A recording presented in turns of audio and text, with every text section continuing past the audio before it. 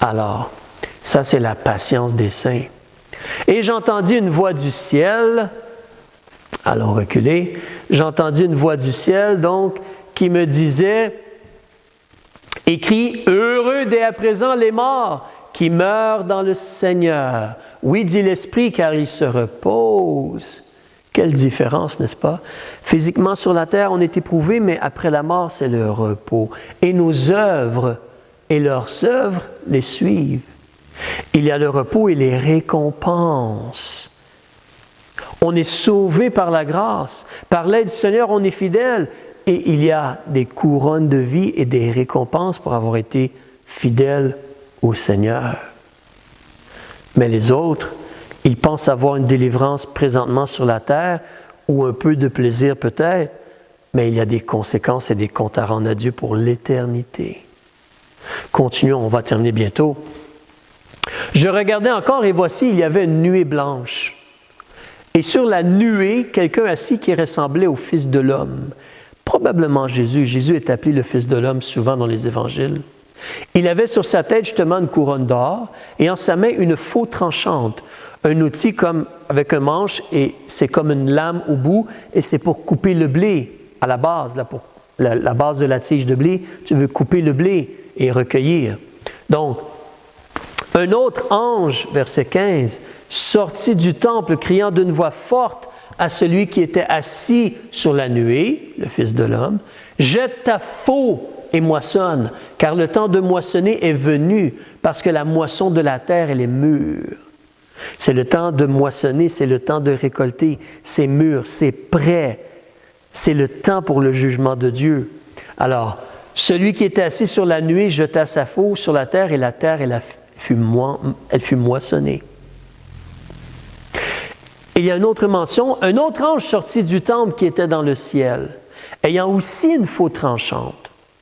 Et il sortit de l'autel un autre ange qui avait pouvoir sur le feu, et il cria d'une voix, il cria d'un grand cri à celui qui avait la faux tranchante, et lui dit, « Jette ta faux tranchante et vendange les grappes de la vigne de la terre, car les raisins en sont mûrs. » Alors, la moisson, peut-être plus pour le blé, les céréales qu'on récolte, mais on te parle que c'est mûr, hein, si tu te rappelles. La terre est mûre ici. Et dans l'autre, c'est l'image plutôt d'une vendange, des grappes de raisin. Lorsqu'on parle de récolter des grappes de raisin, on a le mot en français vendange. C'est plutôt pour récolter des grappes de raisin. La moisson, c'est plutôt pour les céréales peut-être ou d'autres choses. Alors, mais dans les deux cas, les choses sont mûres ou prêtes. C'est le temps. Et donc, c'est la moisson, c'est la récolte et surtout, c'est comme le jugement. Et l'ange jeta sa faux sur la terre et vendangea la vigne de la terre et jeta la vendange où? Dans la grande cuve de la colère de Dieu. Il y a comme quelque chose de représentatif. Mais c'est le temps où les êtres humains, les habitants de la terre, vont recevoir, c'est le jugement de Dieu. On te dit que la cuve, elle a été foulée hors de la ville. Alors imagine, lorsque tu as des raisins, tu cueilles les raisins, on va comme enlever nos souliers ou nos bas, on nettoie nos pieds, on relève nos pantalons un peu si on a des pantalons et on est dans un espace un peu rond et on met les raisins, puis là on écrase les raisins et il y a une pente et le jus de raisin ou le mou, M-O-U-T, avec un petit circonflexe sur le U, le mou donc va être recueilli, mais on écrase et là c'est l'image, hein? Donc la cuve fut foulée, écrasée en dehors de la ville. Et il sortit de la cuve du sang, pas du jus de raisin, mais comme vraiment du sang. C'est comme un jugement. Et le sang, il a atteint jusqu'aux morts des chevaux, M-O-R-S. Ça, c'est comme le bâton, là, qu'on va mettre dans la bouche des chevaux pour les diriger, là. Le cheval mord sur cela, mais on le dirige. Donc, c'est une certaine hauteur. Il y avait tellement de sang, tellement de morts, c'est tellement un carnage. Il a sorti du sang jusqu'aux morts des chevaux sur l'espace, sur une distance de 1600 stades. Alors, en kilomètres, on peut parler Excuse-moi, je l'avais noté ici. Je suis en train de... Je ne veux pas te donner une fausse réponse, mais j'ai noté ici, on parle d'environ 300 kilomètres, une distance d'environ 300 kilomètres approximativement. C'est une grande étendue. Et si on parle ici de la ville de Jérusalem, autour de Jérusalem, hein, c'est presque toute la géographie, le pays, la distance du pays d'Israël. C'est énorme, 300 kilomètres. Alors, on va reparler de cela. Mais c'est un jugement. C'est la cuve de la colère de Dieu. La cuve de la colère de Dieu. Alors, on va regarder plus tard le chapitre 15 et 16 dans la grâce de Dieu. Mais on va arrêter ici. Donc, je veux t'encourager cependant à réaliser, c'est toujours une question de choix. C'est toujours une question de choix. Dieu veut se faire connaître. Dieu envoie des gens pour parler. Ici, Dieu envoie même un ange. Veux-tu avoir foi? Veux-tu avoir espérance en Dieu? Il y a la patience et la foi de ceux qui espèrent en Dieu ou des saints.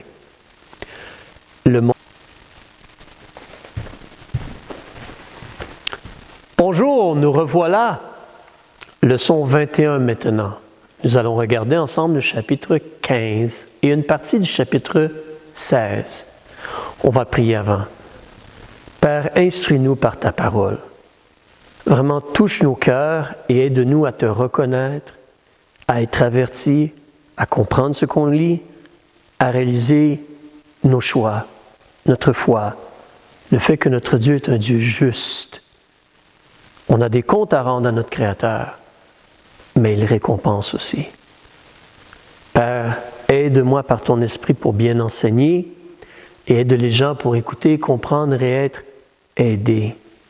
Nous demandons ceci pour ta gloire et par le nom de Jésus-Christ. Amen. Amen.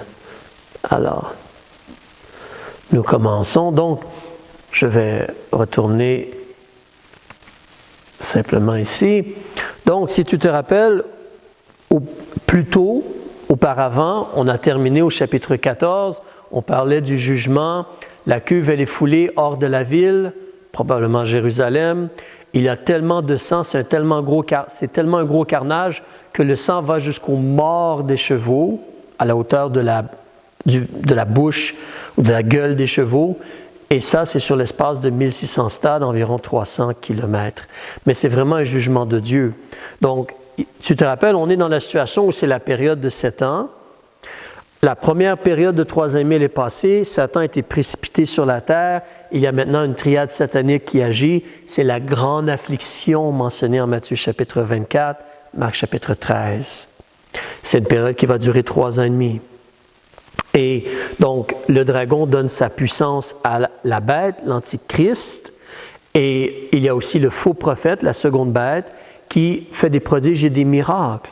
Le diable, l'Antichrist va s'asseoir dans le temple, on fait une image aussi, on veut que la bête soit adorée, que l'image de la bête soit adorée, on adore aussi le dragon, mais en même temps, il y a aussi un ange qui vient, qui prêche l'Évangile, un ange qui vole par les cieux, qui prêche l'Évangile, un autre ange qui vient et qui avertit que Babylone est tombée, et un troisième ange qui avertit les gens de ne pas prendre la marque de la bête parce qu'il y aura jugement. Et ensuite, on voit la vision justement du temps de la moisson ou de la vendange. Alors, nous sommes rendus au chapitre 15, mais on veut se rappeler que Dieu avait parlé de la réalité que c'était le temps de la colère. Et que justement, on nous a mentionné, si tu te rappelles ici, justement, il va boire du vin de la colère de Dieu. Donc, le temps du jugement, il est là. Alors, au chapitre 15, donc, « Et je vis dans le ciel un autre prodige grand et admirable. » Monsieur Jean dit cela. Il mentionne « autre prodige » parce qu'en réalité, si tu recules, excuse-moi pour tes yeux, mais il nous avait dit au chapitre 12, il parut un grand signe dans le ciel. Un signe, et là c'est comme un autre grand prodige au lieu de signe. Si tu te rappelles, nous avions vu que Donc, au chapitre 10, on avait mentionné comme quoi de l'information a déjà été donnée, il y a eu déjà les 2 premiers malheurs, 6 trompettes ont sonné, la 7e trompette, verset 4, quand la 7e trompette va... Excuse-moi, c'est mal placé. Quand la 7e trompette va faire entendre sa voix, ça c'est le chapitre 10, avant le chapitre 11, verset 4. Quand les 7 tonnerres vont faire entendre leur voix, alors quand cela va se produire, ici au verset 7, au jour où le 7e ange fera entendre sa voix, quand il sonnerait de la trompette, le mystère de Dieu s'accomplirait comme il l'avait déclaré à ses serviteurs les prophètes. Entre autres, c'est fini les 4 empires, maintenant c'est le Christ qui va prendre en main son règne. Et on nous avait mentionné ici au verset 11 que M. Jean va nous donner plus d'informations. Alors au chapitre 11, il y a plus d'informations et ensuite, on te mentionne 2 personnages, 2 prophètes, ils meurent et par la suite, justement, on t'explique le second malheur est passé, la 7e trompette sonne et quand la 7e trompette sonne, on te mentionne que les royaumes du monde sont soumis à notre Seigneur et à son Christ. C'est le temps pour le Christ de prendre en main son règne. Et on nous mentionnait aussi, je vais juste rapetisser un peu, on nous mentionnait justement que Dieu, donc le Seigneur Dieu, il a, au verset 17 du chapitre 11, et non 12, 11, chapitre 11, verset 17, le Seigneur Dieu, il a pris en main sa grande puissance et il est entré dans son règne. Les nations se sont irritées, mais ta colère est venue et le temps de juger les morts et récompenser tes serviteurs, les prophètes. Et si tu regardes au verset 19, tu veux noter cela. Quand la 7e trompette sonne, une des choses qui se passe, le temple de Dieu, il s'ouvre dans le ciel et l'arche de son alliance parut. Puis là, il y a des éclairs, des voix et des tonnerres, et un tremblement de terre et une grosse grêle. Garde cela en mémoire, on va revenir à cela vers la fin. J'avance de nouveau, attention à tes yeux, vers le verset 15, chapitre 15, excuse-moi. Le grand prodige, qu'est-ce qu'il voit après donc la 7e trompette et le dernier malheur, le diable qui vient et comment le diable va agir, comment il y a l'Antichrist et la 2e bête. Alors, qu'est-ce qui se produit? Donc là, maintenant, c'est le temps de la colère. Et au chapitre 15, verset 1, il y a 7 anges, on avait vu le mot 7 auparavant, avant de lever la page, 7 anges qui tenaient les 7 dernières plaies. On a débuté avec 7 sceaux. Le 7e sceau donne 7 trompettes. La 7e trompette dit que c'est la fin, la colère de Dieu ou le jugement de Dieu, c'est le temps de juger. Et l'agneau ou le Christ va prendre en main son règne. Et donc au verset 1, il y a 7 anges qui ont les 7 dernières plaies. C'est par elles, par ces 7 dernières plaies-là, que s'accomplit la colère de Dieu. Et il voit aussi au ciel, donc, comme une mer de verre mêlée de feu. Et ceux qui avaient vaincu la bête et son image, et sa marque, et le nombre de son nom, ils se tenaient sur la mer de verre, ils ont les harpes de Dieu. Ça nous aide à comprendre peut-être un peu ce qu'on lisait dans l'étude précédente, au début du chapitre 14, des gens au ciel qui ont des harpes et qui chantent. Alors, mais ces gens-là, justement, ils chantent 2 cantiques. Le cantique de Moïse. Alors, dans le livre de Deutéronome, je crois que tu as 2 cantiques que Moïse a même écrits, peut-être un de ces cantiques-là, mais aussi le cantique de Moïse, serviteur de Dieu, et le cantique de l'agneau.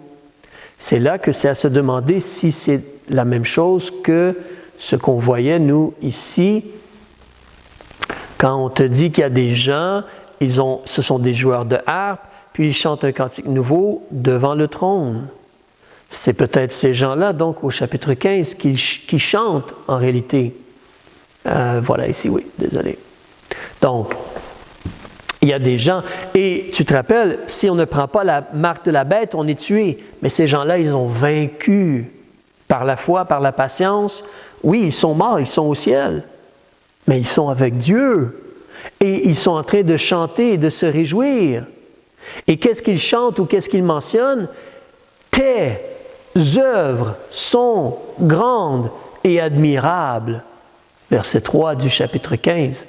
Les œuvres de Dieu sont grandes et admirables, ô Seigneur Dieu Tout-Puissant. Tes voies sont justes et véritables, ô Roi des saints. Amen. Amen. Avançons. Il continue en disant, en chantant, « Seigneur, qui ne te craindrait et ne glorifierait ton nom, car tu es le seul saint, séparé, pur, sans péché, merveilleux. Tu es le seul saint. Aussi toutes les nations viendront et se prosterneront devant ta face, parce que tes jugements ont été manifestés. » C'est bon que les jugements de Dieu soient manifestés. Nous voulons la justice. Nous voulons que les gens reçoivent, s'ils font du mal, reçoivent la punition qu'ils méritent. Nous voulons que le mal soit arrêté. Nous voulons la justice et la droiture. Alors Dieu, il est juste et Dieu agit. Et là, Dieu juge la terre et ses œuvres, ses actions. Donc, toutes les nations viendront et se prosterneront devant ta face parce que tes jugements ont été manifestés. Donc, ces gens-là sont au ciel. Il y a les 7 anges. Ces gens-là sont au ciel. Ils se réjouissent. Ils célèbrent Dieu. Après cela, je regardais et voici le temple du tabernacle du témoignage s'ouvrit dans le ciel. Et les 7 anges qui tenaient les 7 plaies sortirent du temple. Ils sont vêtus d'un lin pur et éclatant, et ceints autour de la poitrine de ceintures d'or. Puis un des 4 animaux donna aux 7 anges 7 coupes d'or pleines de la colère du Dieu qui vit au siècle des siècles. Au début de la période de 7 ans, lorsqu'il y a eu le 7e sceau, on nous dit que c'est le temps de la colère de Dieu qui va survivre, ou qui va, j'oublie le mot exact là, mais qui va continuer à vivre, je ne veux pas, qui va subsister, c'est le mot, chapitre 6, verset 17, qui va subsister. Et la colère de Dieu est venue, il y a eu des jugements avec les trompettes, mais là c'est la plénitude, le complet, où c'est comme cela que s'accomplit la colère de Dieu. 7 coupes pleines de la colère du Dieu qui vit au siècle des siècles. Jugement sur la terre et ses habitants. Là, on continue au verset 8. Et le temple fut rempli de fumée à cause de la gloire de Dieu et de sa puissance. Et personne ne put entrer dans le temple jusqu'à ce que les 7 plaies des 7 anges fussent accomplies. Mais ce qui est intéressant à noter, comme je mentionnais, on te mentionne que après cela, verset 5, « Après cela, je regardais et voici le temple du tabernacle du témoignage s'ouvrit dans le ciel. » Alors, le temple, comme s'ouvre, puis des gens vont sortir. Ils sortent du temple, les 7 anges. Mais si tu regardes, comme ce qu'on a lu tantôt, je t'avais encouragé à le garder en tête, au chapitre 11, on a des mots très similaires. Verset 19, « Le temple de Dieu s'ouvrit dans le ciel, et l'arche de son alliance parut dans son temple. Et il y a des éclairs, des voix et des tonnerres. Et cela, j'ai des raisons de croire que le chapitre 19, le verset 19, est lié, où on continue à nous donner plus d'informations. Alors, chapitre 12, 13, 14, on ajoute un peu, on nous informe plus, mais les choses continuent à avancer. Et au chapitre 15, on nous donne plus d'informations, puis on continue à avancer dans la réalité que c'est ici justement que le temple, il s'ouvre dans le ciel et les anges vont sortir. Et le temple est rempli de fumée à cause de la gloire de Dieu et de sa puissance. Verset 8, je ne sais pas si on l'a lu tantôt, mais le temple fut rempli de fumée à cause de la gloire de Dieu et de sa puissance, et personne ne put entrer dans le temple jusqu'à ce que les 7 plaies des 7 anges fussent accomplies. Donc Dieu va juger la terre. On va regarder une petite chose aussi, ici, si tu me permets. Attention à tes yeux, je vais reculer quelque peu dans le livre de Pierre. Juste ici, on y va, on y est presque. Jean, c'est ça, 2 Pierre, voilà ici. Et on veut cela. Ici, on est en 2 Pierre, chapitre 3. Et Pierre parle des choses à venir, puis on va voir le lien avec ce qu'on est en train de lire. Le jour du Seigneur viendra comme un larron dans la nuit, à un temps où on ne s'y attend pas. En En ce temps-là, les cieux vont passer avec fracas, et les éléments embrasés, comme en feu, seront dissous de la terre, avec les œuvres qui sont en elle. Et les éléments embrasés seront dissous, et la terre, avec les œuvres qui sont en elle, sera entièrement brûlée. On va lire cela, les jugements de Dieu. Puisque toutes ces choses doivent se dissoudre, quelles ne devez-vous pas être par la sainteté de votre conduite et votre piété, attendant et hâtant la venue du jour de Dieu, où Dieu rend aux gens selon leurs actions, pendant cette période de 7 ans, et les jugements des sceaux, des trompettes et des bols. Donc, en attendant et hâtant la venue du jour de Dieu, dans lequel les cieux enflammés seront dissous, et les éléments embrasés se fondront. Mais la terre et les œuvres qui sont en elle vont être jugées et brûlées. Et c'est ce qui va se produire au chapitre 16. Reculons ou retournons vers le chapitre 16 maintenant. Voilà. Nous sommes au chapitre 16. Ici. Donc, 7 anges qui ont 7 coupes. Je disais des bols, excuse-moi, mais c'est plutôt des coupes. Donc, 7 anges qui ont 7 coupes. Et au chapitre 16, donc, j'ai entendu une grande voix venant du temple qui disait aux 7 anges, « Allez et versez sur la terre les coupes de la colère de Dieu. »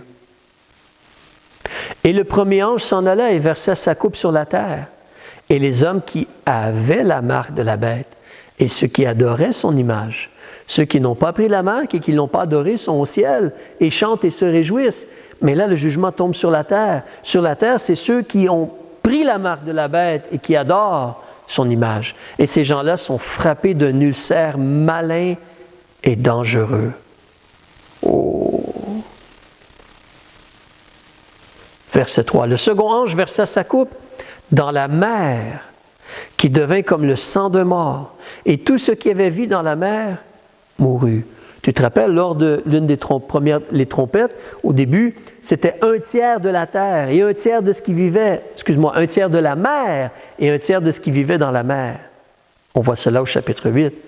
Mais ici, maintenant, avec les coupes et le jugement, vers la fin de la période de 7 ans, là, c'est plutôt comme toute la mer. La mer, elle est devenue comme le sang de mort. Et tout ce qui avait vie dans la mer meurt. Si tu te rappelles, après cela, Dieu a frappé les fleuves et les sources d'eau que l'on peut boire et tout. Mais ici, si tu continues, le troisième ange versa sa coupe sur les fleuves et sur les sources d'eau, et elles aussi sont devenues du sang. Donc là, tu peux considérer, les gens sont malades, ils ont des ulcères, ils ont un ulcère malin et dangereux, la mer est rendue comme du sang, même l'eau est rendue comme du sang, et il ne reste plus beaucoup de temps. Combien longtemps est-ce que l'homme peut vivre sans boire de l'eau ou sans boire de l'eau potable? Donc, mais là, les sources d'eau sont devenues du sang. Et justement, Dieu nous aide à réaliser, verset 5, « J'entendis l'ange des eaux qui disait, « Tu es juste, Seigneur, celui qui est, qui était et qui sera, l'Éternel. Il a toujours été, il va toujours être. Qui est et qui était et qui sera saint, à part, séparé, parce que tu as exercé ses jugements. Dieu, il est juste de rendre aux gens qui ont adoré la marque de la bête selon leurs actions. Et ces gens-là ont répandu le sang des saints et des prophètes. Tu leur as donné du sang à boire et ils le méritent. Et j'en ai entendu un autre du côté de l'autel, un autre ange, qui disait, « Oui, Seigneur Dieu Tout-Puissant, tes jugements sont véritables et justes. » Oui. C'est le temps où Dieu, justement, agit pour les saints et les prophètes. Alors, on avait vu cela tantôt au chapitre 11, si tu te rappelles. Ne bouge pas. Je vais juste te lire le chapitre 11. Tu peux tourner dans ta Bible, on va aller plus vite comme cela. Sinon, chapitre 11, et je regarde verset 18. Les nations se sont irritées, mais ta colère est venue, ainsi que le temps de juger les morts et de récompenser tes serviteurs, les prophètes et les saints. et ceux qui craignent ton nom, petits et grands, et de perdre ceux qui perdent la terre. Et encore là, si tu recules au chapitre 6, une question avait été posée par des âmes qui avaient été frappées ou tuées, décapitées pour la parole de Dieu, chapitre 6, verset 9, si tu recules avec moi. Lorsqu'on a vu le sixième sceau s'ouvrir, il y a des gens qui sont tués. Il y en a d'autres aussi, parce qu'on est au début de la période de 7 ans. Mais quand l'agneau, verset 9, quand l'agneau, eut ouvert le cinquième sceau, je vis sous l'autel les âmes de ceux qui avaient été mis à mort pour la parole de Dieu et pour le témoignage qu'ils avaient maintenu. Et ils criaient à grande voix en disant, « Jusqu'à quand, Seigneur, le saint et le véritable? Ne jugeras-tu point et ne vengeras-tu point notre sang sur ceux qui habitent sur la terre? » Et c'est ce que Dieu fait ici. Ceux qui ont répandu le sang des saints et des prophètes, au verset 6, Dieu juge et venge. Je lis le verset 11. On leur a donné à chacun des robes blanches et on leur a dit d'attendre encore un peu de temps, jusqu'à ce que le nombre de leurs compagnons de service et de leurs frères, qui devaient être mis à mort comme eux, fût accompli. Donc peut-être que rendu ici au chapitre 16, tous ceux qui espéraient en Dieu sont morts et sont au ciel. Et Dieu juge les habitants de la terre. Et il n'y a peut-être plus de gens qui adorent vraiment Dieu sur la terre à ce moment-là. Et donc, sinon très peu. Nous continuons ici. Nous sommes rendus au verset 8. Je redépose ma Bible. Nous sommes rendus au verset 8. Le quatrième ange verse sa coupe sur le soleil et il lui fut donné de brûler les hommes par le feu. Le soleil devient extrêmement chaud et brûle. Tu te rappelles, à l'opposé, auparavant, c'était comme le soleil, la lune et les étoiles ont perdu un tiers de leur luminosité au chapitre 8. Mais ici, le soleil, à la place, se met à brûler les hommes. Et les hommes furent brûlés par une grande chaleur et ils blasphémèrent le nom de Dieu qui a puissance sur ses plaies. Et ils ne se repentirent point pour lui donner gloire. C'est vraiment triste. Si tu te rappelles, on a vu quelque chose de similaire. Encore là, pour aller plus vite, j'utilise ma Bible, mais nous avons vu au chapitre 9, après qu'il y a eu la Grande Guerre et beaucoup de gens qui meurent, chapitre 9, si tu veux me suivre, verset 20. Le reste des hommes qui ne furent pas tués par ces plaies, la guerre, puis avant cela, il y avait les sauterelles au chapitre 9. Le reste des hommes qui ne furent pas tués par ces plaies ne se repentirent point des œuvres de leurs mains pour cesser d'adorer les démons et les idoles d'or, d'argent, d'airain, de pierre et de bois, qui ne peuvent ni voir, ni entendre, ni marcher. Ils ne se repentirent pas de leurs meurtres, ni de leurs enchantements, la sorcellerie, ni de leurs impudicités, les choses inappropriées comme sexuelles et morales et tout cela, ni de leur rapine, prendre avec force, comme voler avec force les choses des autres. Alors, malheureusement, il y a cela. Alors, je vais revenir ici dans le livre de l'Apocalypse, et puis on veut juste se rappeler vraiment la réalité que, en terminant, les jugements de Dieu ont été manifestés. Dieu nous dit ce qu'il pense du péché. Il nous dit ce qu'il pense de l'idolâtrie ou d'adorer autre chose que Dieu, de servir autre chose que Dieu. Il est temps pour toi et moi, peut-être tu l'as déjà fait, sinon, il est temps de se repentir, de se détourner de ce qui déplaît à Dieu, selon ce que sa parole nous dit. Il est temps de se repentir. Il est temps de se tourner vers Jésus et de demander à Jésus d'être ton sauveur personnel. Jésus est celui qui est le Christ, celui que Dieu a oint, qui est venu et qui a fait le travail, qui a donné sa vie en rançon, qui est le sacrificateur, qui a donné son corps et versé son sang en paiement pour que nos péchés puissent être couverts, que nos péchés puissent être expiés, pardonnés, lavés. Jésus, ensuite, il a été enseveli et il est ressuscité pour notre justification. Ce n'est pas de faire le bien, ni d'essayer d'être religieux. Cela ne va pas te justifier devant Dieu. Mais si tu veux placer ta confiance, ta foi, si tu veux recevoir Jésus et avoir confiance que lui, par son sang versé, peut te justifier, il va te justifier par son sang versé. Et si tu as reçu Jésus comme ton sauveur, c'est la patience et la foi des saints. Nous croyons Dieu, nous suivons les paroles de Dieu, nous espérons en Dieu et nous savons que Dieu va récompenser. On demande son aide et on vit selon ses vérités. Alors, je termine en vous donnant un petit devoir. Terminez de lire le chapitre 16 et lisez le chapitre 17 et 18 pour la semaine prochaine, Dieu voulant. Que le Seigneur vous bénisse. Au revoir.